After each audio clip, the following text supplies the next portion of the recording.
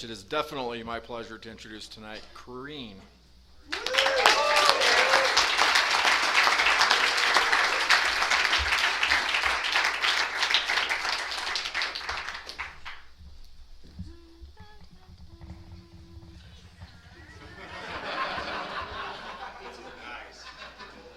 The perks of being short. Corrine, alcoholic. Welcome, everybody. Welcome to the newcomers. Really glad you're here. You'll be my main focus.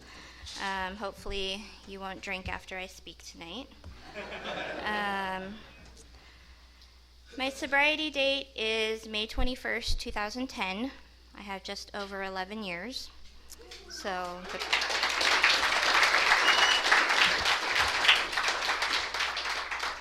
the program works. Hello, everybody on Zoom. I feel like I'm on a TV show. It's pretty neat. It's my 45 minutes of fame. I'm really nervous. I'm babbling. So, what it was like. I got sober in Flagstaff. I grew up in Flagstaff. I had a normal childhood, really good childhood. I spent summers in Colorado with my grandparents, traveled a lot. My mother was in the program, so I pretty much grew up in the program since I was about 2. I went to meetings, roundups, dances, parties, everything. So I didn't know what it was. I just thought, my mom had a lot of friends and, we did a lot of cool stuff. But I had a good childhood, like I said. My mom is in the program, and I remember her telling me that when I was probably in high school, I don't know, that I should never drink. And lo and behold, I'm an alcoholic today. But I started drinking when I was 19. I was at a friend's house, and she had Smirnoff Ice. And I remember being so nervous to take that first drink, because in my mind, if I take that first drink, a radar is going to go off, and my mom's going to know, and she's going to kill me, right? So I ended up drinking, and I just remember I didn't like it at first. Of course, Smirnoff's not like the perfect first drink to have, but it was easy, And after that, I didn't really drink much. I went to college. I attended the Art Institute of Phoenix and was going to study media arts and animation. And my goal was to work for Pixar. That's what I wanted to do. I got to Phoenix, got an apartment with my friend. A month later, he bailed, so I was there by myself. I started school really hard and met some people who lived in my complex, met this really great guy. We started dating, and he was my party buddy. Everybody that he hung out with, we partied like every weekend, and that's what we did. And as time went on, my drinking progressed, and then I turned 21, and then I could legally go to the bars, didn't have to drink at my house anymore, and, I had fun drinking, I will admit. We went clubbing, went bar hopping, the whole shebang. Couple months in, I got kicked out of school because I was no longer attending. My drinking became more important, and that's what I wanted to do. So I got the letter in the mail saying that I was being expelled, and I automatically went into a deep depression for 3 days because I knew that, again, my mom was going to kill me. I let my family down. Now, attending this school, it was paid for by my tribe. Everything was paid for. I didn't have to pay for anything. I had a free ride, and I blew it, all because of my drinking. So it took me a couple days after locking myself in my apartment and drinking to finally confess to my family, like, hey, I got kicked out of school. So I moved back to Flagstaff. I then went to cosmetology school, graduated from cosmetology school, didn't do anything with that. It wasn't what I wanted to do. I wasn't passionate about it. At the time in my life, it was something to do. So after that, I met someone in cosmetology school. She was my party buddy. We went to the bars. I moved in with her. She lived on the east side of town in Country Club. We had this one-bedroom apartment that we shared, and we would go downtown almost every weekend, sometimes on the days, you know. It didn't matter what was going on. And then she wanted to go to Lake Havasu. So we moved to Lake Havasu. We got a house. We partied some more. Lucky for us, we lived like 3 minutes from downtown, so that was really convenient. Made friends with people at the bar. I became a blackout drinker. But it was nice because I met people who drank like me, if not more. I was in a relationship at the time, was not faithful in that relationship at that time. Stuff didn't work out in Lake Havasu, moved back to Flagstaff. So I did a lot of geographicals back to Flagstaff after it didn't work where I went. Moving forward, I ended up in Phoenix. Didn't work out, moved back to Flagstaff. I partied more. My drinking got more and more progressive. And this whole time, I'm living with my mom.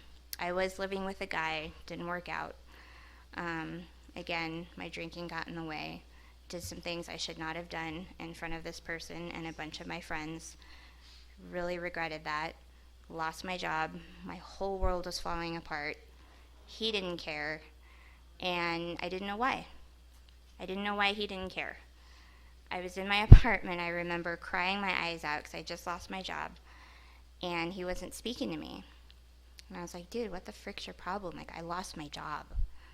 You know, like, feel sorry for me. You know? And he told me what happened the night before, and it just like, okay, I get it. I get it. So, moving forward, I was at Ladies' 80s on a Wednesday evening in downtown Flagstaff. I was partying, I was bar hopping, I was mixing all kinds of alcohol. I had, I think, wine, I had some rum and cokes, and then finished it off with some Jameson.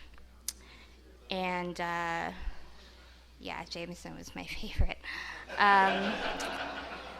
And of course, you know, after drinking and you want to go home, you drive. So I managed to find my car, and I remember somebody was wanting a ride home, and I was like, yeah, I'll give you a ride home, just get in. He's like, are you okay to drive? I'm like, yeah, I'm fine, it's no big deal. And then I blacked out. And then I came to with police sirens, you know, the lights, the blue lights in my rear view, and freaking out. Just completely scared out of my mind, trying to sober up. And he asked me for my license and all that stuff. I couldn't find it because I was that drunk. The whole time it was sitting on my passenger seat right in front of me. And he's standing here watching me try to find it. I'm like, I can't find it. You know, I don't know where it is. And he's like, okay. So he told me to get out of the car. And he asked me if I'd been drinking. And I said yes, as if it wasn't obvious. And he asked me to do a sobriety test. And he demonstrated what he wanted me to do. He's like, I want you to stand on one foot, put your arms out, touch your nose, you know, do all this. And I'm standing there, I'm leaning against my car because I can't stand up straight. And I'm watching him. And he's like, all right, now it's your turn. I was like, no. No. I was like, that's not happening. I'm not doing that. So he's like, excuse me? I was like, I'm not doing that. It's not going to happen. I'm sorry. So he's like, all right, well, I have to put you under arrest. I was like, yes, I do. So I was very, polite, and he arrested me. He did ask me if there was anyone I could call to come pick up my car. I said no. I couldn't call my family because they didn't know I was drinking. I didn't know where my friends were. They weren't answering the phone. And I had one of those little phones where, I couldn't remember my PIN to get into my phone. So I couldn't get into my phone to call anybody. So I went to jail. I went to jail for 4 days. I remember sitting in the cell waiting to go in, and I was just freaking out. I was crying. I was scared. And the only thing I could think about was, my mom is going to kill me. She's absolutely 100% going to kill me. She's going to be so disappointed in me. I, once again, let down my family, and I couldn't live with it. I couldn't bear it. So finally, when I got my phone call, I called my mom, and I told her. I was like, I'm in jail. And I remember while I was sitting in one of the little rooms with an officer, he was asking me questions. My phone was like blowing up, and it was my mom. And I couldn't answer it. I could not answer that phone. Because one, I didn't know my PIN to open it. But so I called her, told her I was in jail. Of course, she was sad. She was disappointed. She did come to visit me, which was really, really hard. I had one of those awesome blue jumpsuits. And it turns out that the person that I was in the cell with, I went to high school with her. And she's like, oh, yeah, I know you. You're so-and-so, and blah, blah, blah. And I was like, oh, great. Nice to see you. And so my mom came and saw me, and I couldn't look her in the eye. Could not look at her. I sat on that, that metal stool looking at the floor, and I could just feel her heartbreak. She was so sad. And I cried. She was crying. I didn't know what to do. I was like, you gotta help me get out of here. And she wouldn't. She let me stay. And that was probably the best thing she ever did. So I was in jail for 4 days. I remember going to my court hearing in jail, and I had to do it through video. And I guess my mom and my grandma were at the actual courthouse. And I could hear them, pleading with the judge to let me go. Like, please let her go. Put her in our custody. We'll make sure this doesn't happen again. That sort of thing. And luckily they let me go. And so I got out of jail.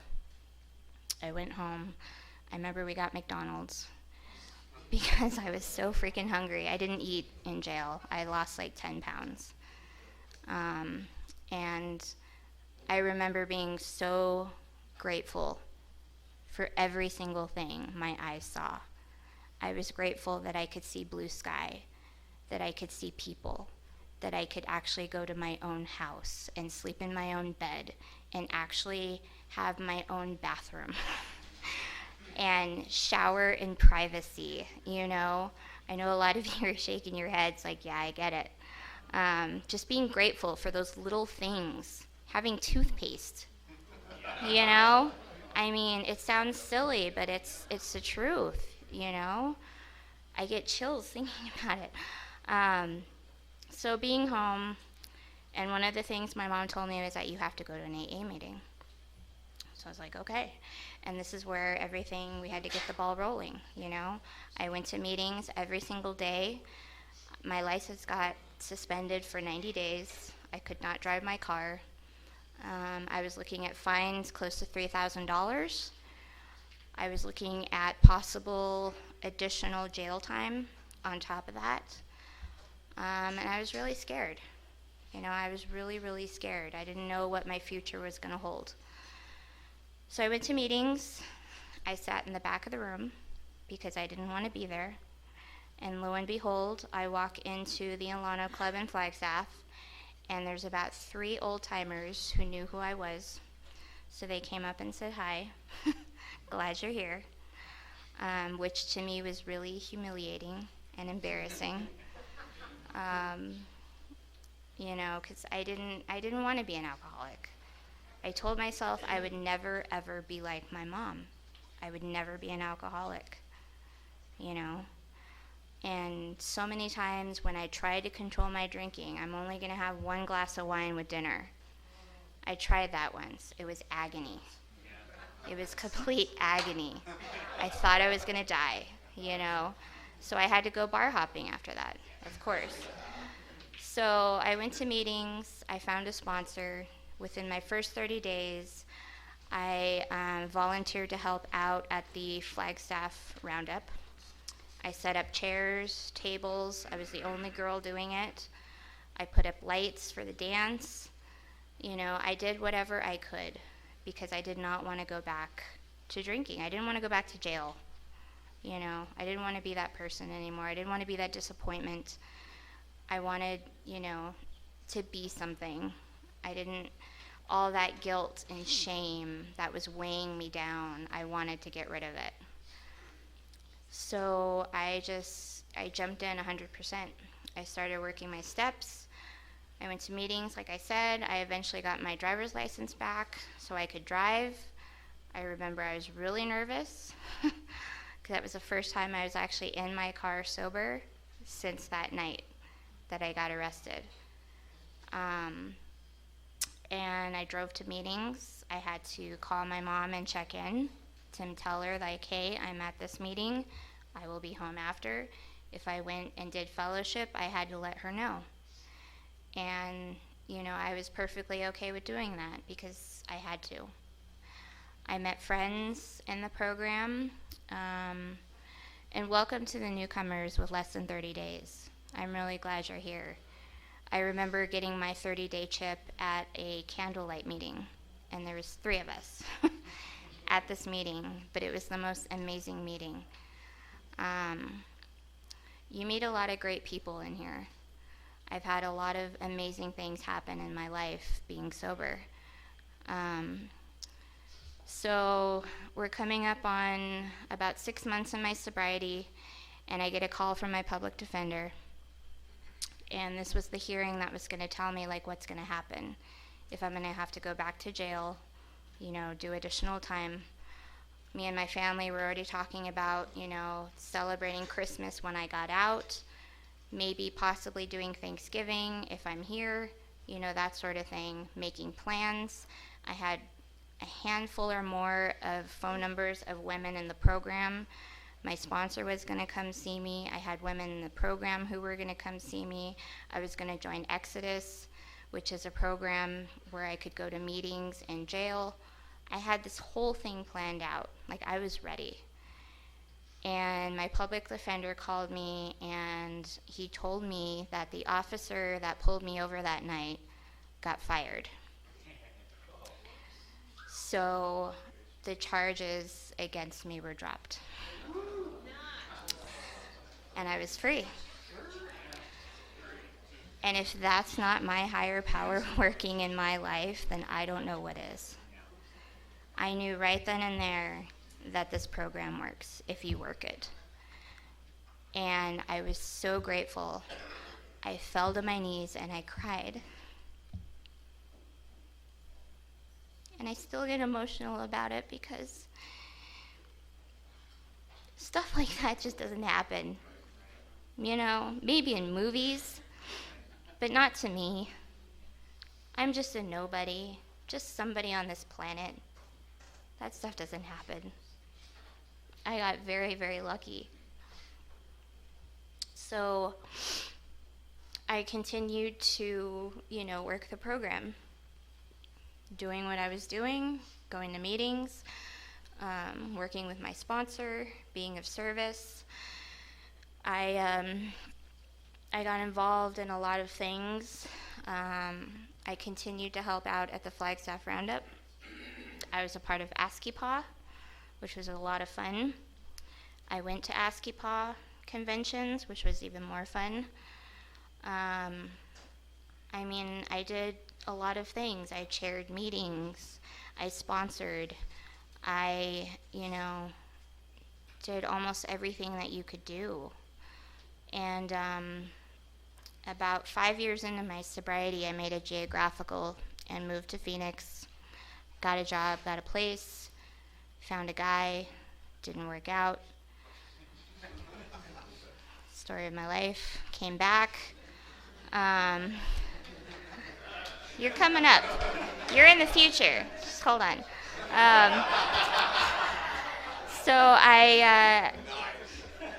My higher power stepped in because at that point I again lost my job. I lost the guy, lost the place, didn't know what I was going to do. My car, literally, the engine blew, so I couldn't drive anymore, which means I couldn't do my job anymore because I was a courier in Phoenix, so I couldn't do that anymore. So then, of course, I was telling people in the program, I went to ASCII-PAW that year, and I was telling, these women in the program my situation. What am I going to do? Where am I going to go? It's me and my cat. And I called my grandma, told her about it. She's like, well, come live with me. And I was like, yeah, okay. So I came to Prescott. Last place I thought I'd ever be. So I came to Prescott, me and my cat.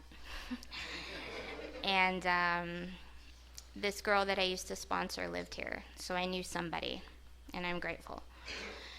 And she introduced me to some women in the program, and I went to meetings, and then I got super, super depressed. My friend who used to be my sponsee, she moved away, and I was alone. I didn't want to go to meetings anymore. I didn't want to do it by myself. I didn't know anybody. I'm shy. I will not come up to you and say, hi, my name's Corrine, I'm an alcoholic. Will you be my friend? That's just not me. I'm getting better at it, though. But I remember debating going to a meeting, and I remember calling my friend in Flagstaff and talking to her about it because I was literally wanting to commit suicide. I'm 5 years sober. I'm in a new town. I'm alone. And I just don't want to live anymore. I don't have friends. It's a good reason to die, right? I'm by myself. Might as well get a pack of cigarettes while I'm at it, even though I quit smoking, And luckily I called my friend in the program because she saved me. I remember sitting in the Fry's parking lot in Prescott Valley, crying my eyes out, just being so scared. And she talked me off the ledge, and I'm grateful for her. And I picked myself back up. I called a previous sponsor of mine, Karen, who's in the program in Flagstaff. I talked to her. She said, get your ass to a meeting. So I went to a meeting. And I had to reach out my hand. And luckily I met a lady here who was very outgoing. Her name is Stephanie. Some of you know her. Very outgoing. She introduced me to a lot of great women. And I got back into the program again. And I got involved in the Prescott Shoestring Roundup. I did hospitality. And I met someone there and who was also doing part of hospitality, selling coffee. And I remember my friend Stephanie, her friend from California was out here visiting, and she was trying to play matchmaker for me. So she would just, try to match me up with these random people who I didn't know. I was just humiliated. And I met this guy over here, and we started talking, and then I didn't see him for a while. And then I remember going to Round Table and I saw him there. And I remember I was doing a fundraiser. I was doing a chili cook-off for something, and I was handing out flyers. And I was asking a bunch of my friends, like, hey, do you want some flyers to pass out to your meetings, so-and-so. And I asked Isaac if he wanted some flyers, to hand out at whatever meetings he goes to. And he's like, sure. And then he's like, if you want, you can just call me. Or whatever, yeah. So I thought it was kind of weird at first, but I was like, whatever. But, and then eventually we started dating. We are still together, almost 5 years later. Yeah, hopefully he'll stick.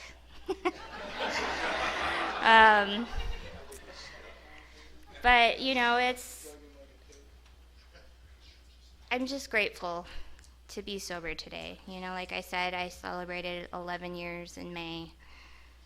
I still can't believe I have 11 years of sobriety, that I've been in this program doing this thing for 11 years. There are times when I don't want to, when I just want to sit on my couch and watch TV, or hang out with my cat, or, play on my phone. But it helps me get out of me. I have a fellowship today, and I think that's another part of sobriety that has kept me sober, is I have a lot of friends.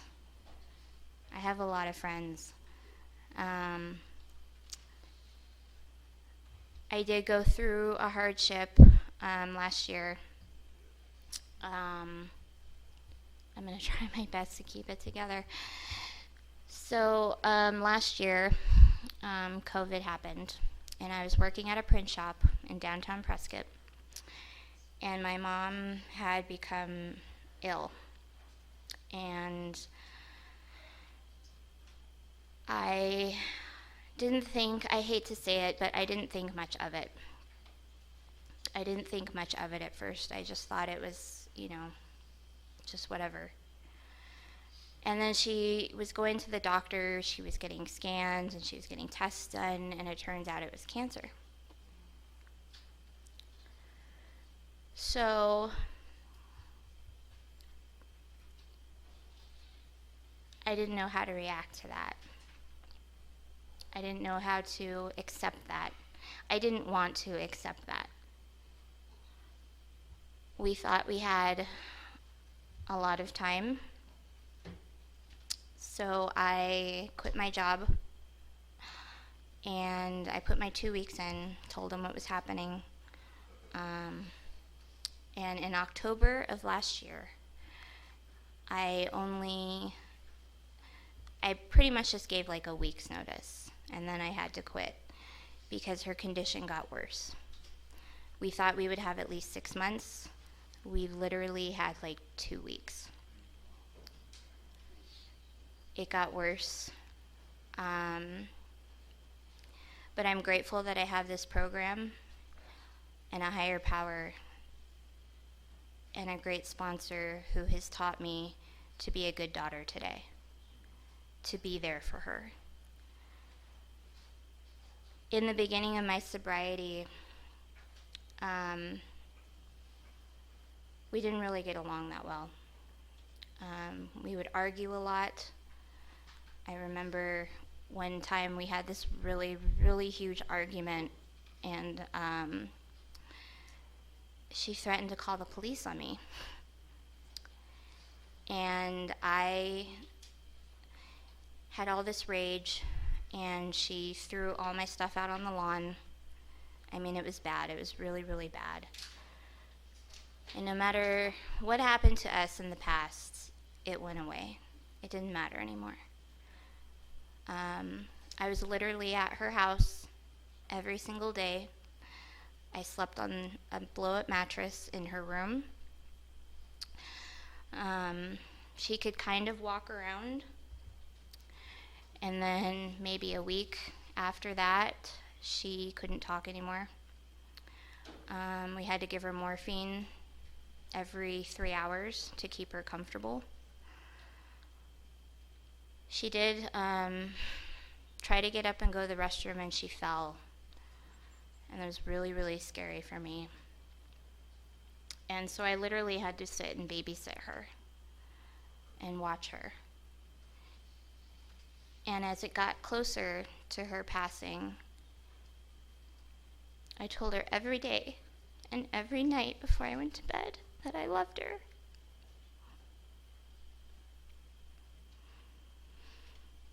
And that I was so grateful that she was my mom. And just seeing her lie there helpless, it was hard. She was such a strong woman.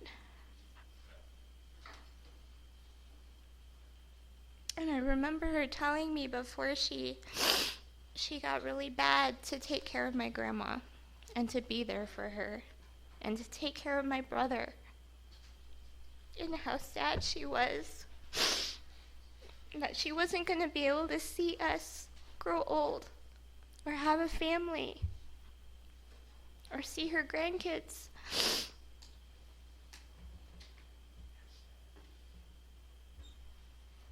But I was there for her. I sat by her side and I held her hand. And I remember the night before she passed, my brother came down from Flagstaff and he saw her, and she passed that next morning. And I keep her in a locket. And after she passed, we had her cremated. And thank you. We spread some of her ashes in the ocean because she always wanted to go to the ocean. And my cousin from Alaska came down,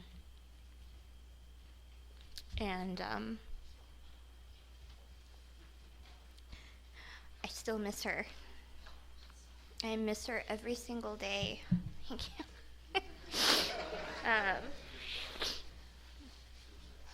You know, just a couple nights ago, I couldn't sleep. And I was up crying because I missed her. Me and Isaac and my brother were just in Vegas this past weekend for a concert. It was a big festival. And I just wish I could call her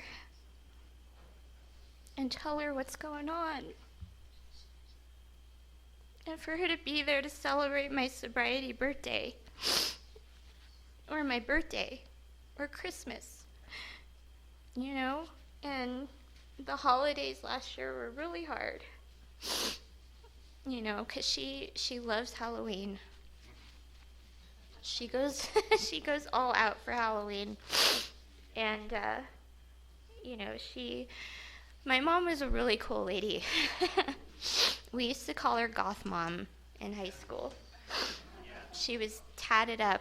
She had long black hair. She would color it purple or blue. She listened to metal. I remember when I was younger, she used to love Marilyn Manson. It was her favorite. So in 2003, we went to Ozfest, and she got to see Marilyn Manson, and we were right up front, and he spit on her. And it was like the best day of her life. And she was just so happy, you know, and she loved music. She loved music. She loved Led Zeppelin and Rush. She got to see Rush in concert, and you know, she loved music. She introduced me to music. You know, I remember she would play records when I was a kid, you know, and she had the Beatles, and she would play Judas Priest and Motley Crue and AC/DC. And I remember my first concert when I was in 4th grade. I went and saw Queensryche. And it was amazing, you know. And when I was in elementary school, my school was up on the top of a hill, and we had this little Ford Escort, I think it was, and I had a little booster seat in the middle of the back seat in between 2 big speakers. And she would drive up the hill, 'cause she had to go 25 miles an hour in the school zone, blaring AC/DC or Judas Priest or Motley Crue or something, you know, and I'm just in the back like horrified, and I'm just like, oh my God, like hurry up and drop me off, like roll up the windows, you know. And she's like, no, leave him down, you know. And she's singing, and she's, you know, and I get dropped off at school, and I remember one of my friends was like, who was that? I'm like, I don't know. You know, some weirdo. But, you know, that was my mom. You know, you take her or leave her, and everyone loved her. All of my friends loved her, you know. And one of the things that I was super grateful for is that she accepted Isaac into our family. And that was one of the things that, you know, had to happen. If I was going to be in a relationship, that they had to accept my mom for who she was. And she had to like this person. And if they didn't like her, then it wasn't going to work out. And they meshed really well. You know, and this program has taught me so much. You know, it's taught me how to be a good daughter, a good granddaughter, a good sister, a friend, a girlfriend. I didn't know how to be a girlfriend. I didn't know how to be a daughter, let alone be a friend, you know. I was selfish and self-centered, and I wanted anything and everything. I didn't care if it was yours, or if it was hers, or his, or whoever's. I wanted it, and it was going to be mine, you know. And, you know, like I said, you know, I have friends today, and I have a fellowship, and I'm still of service. I'm part of the Prescott Shoestring Roundup this year. You know, I'm the publicity person. I've done hospitality. You know, I have a home group. My home group is the Friday night speaker meeting in Prescott Valley. I have a sponsor who has a sponsor. I'm working the steps. You know, I think I just ate a bug. I used to hold a women's book study at my house. You know, I didn't want to, but I did. And it was amazing. All the things that I don't want to do in the program turn out to be amazing. Weird how that works. And I always feel better, you know.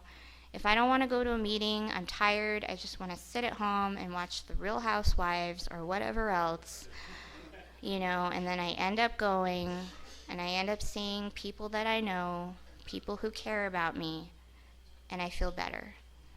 I always hear what I need to hear, and that's my higher power. My higher power does that for me. You know, I wouldn't be sober today without my higher power. You know, I don't know where I'd be. I'd probably be dead because I love to drink and drive. Or I'd be in prison because I killed somebody while I was driving drunk or in a blackout. You know, I have a wonderful life today. It's hard. Like I said, you know, I just lost my mom, and I have my brother and my grandmother, and I'm grateful. I take care of my grandmother. We have dinner with her at least once a week. You know, she hangs out with my friends. We had a get together today, and my grandma was there, you know. And I'm grateful, you know, and we do a lot of cool stuff in sobriety. We travel a lot before the pandemic, you know. We would go to California. We've been to the Redwoods. We go to a lot of shows, and I love it. I love it. We go all over. We've been to a lot of shows in California, in Phoenix, and it's even cooler because my brother gets to come. He gets along with Isaac, which is amazing. Sometimes I think they're best buds more than me, so I feel like the third wheel sometimes, but it's okay. I have a lot to be grateful for today. I really do. And yes, there are days when I take it for granted, but I'm only human, And I really don't have much else to say. So thank you for being here. Hopefully I said something profound.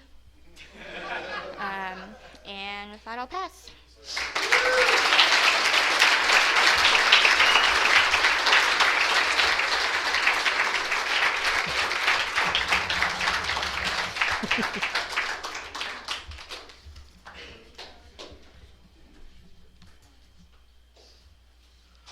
So let's thank Corrine one more time.